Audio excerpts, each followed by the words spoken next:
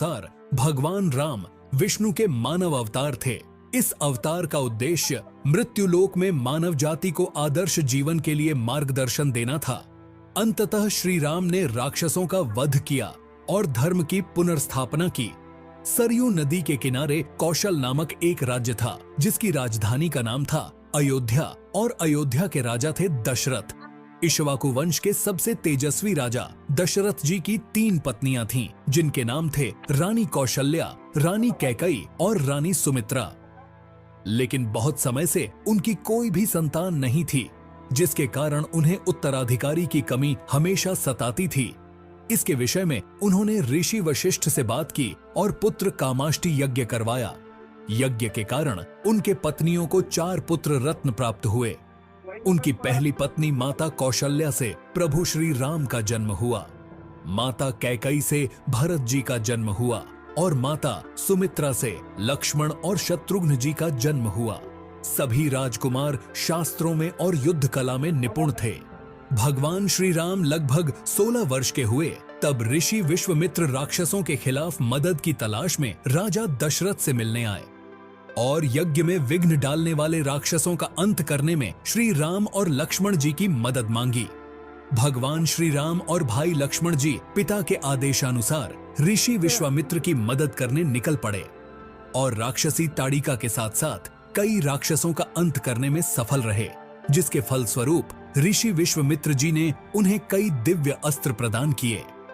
एक दूसरे प्रदेश मिथिला के राजा जनक भी निसंतान थे। ऋषि के कहने पर राजा जनक ने अपने राज्यों के खेत में हल चलाना शुरू किया। हल चलाते समय उन्हें एक धातु से टकराने की आवाज आई। राजा जनक ने देखा तो उन्हें शीत के कलश में एक कन्या जमीन में घड़ी हुई मिली।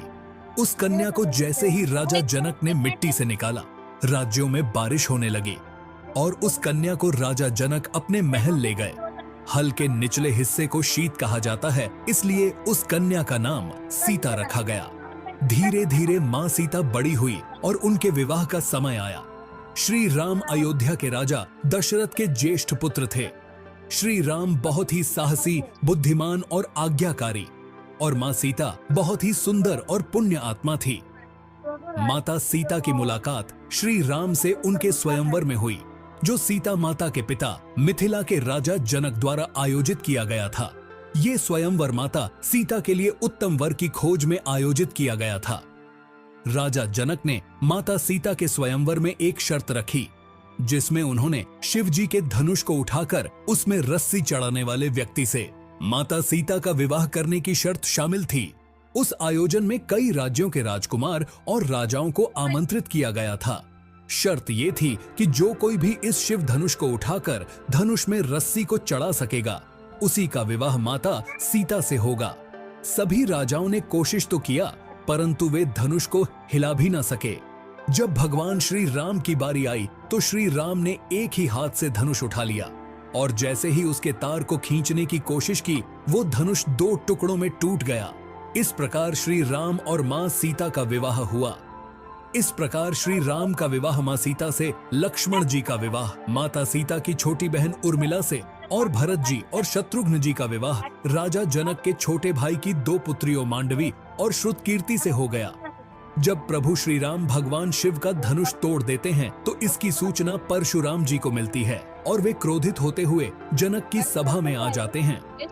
वहाँ जब वे राम को भला बुरा कहने लगते हैं, तब लक्ष्मण जी से रहा नहीं जाता और फिर वे परशुराम का मजाक उड़ाते हुए उन्हें कटु वचनों में शिक्षा देने लगते हैं। बाद में श्री रामचंद्र जी और परशुराम जी में बहुत बहस होती है और अंत में श्री राम जी उनके क्रोध को शांत करते हैं और उन्हें अपना परिचय देते हैं और परशुराम जी वहाँ से चले जाते हैं। भगवान परशुराम को विष्णु जी का अवतार माना जाता है।